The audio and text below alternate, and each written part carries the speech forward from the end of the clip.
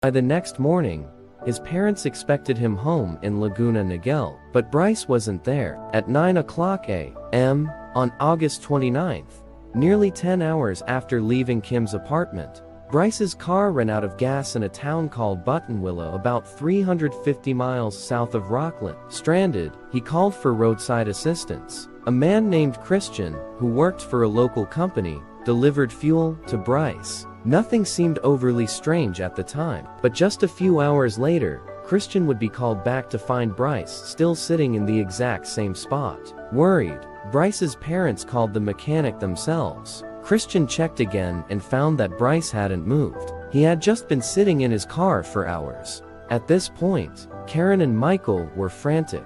They begged Bryce to just come home. When Bryce still wouldn't leave, the police were called.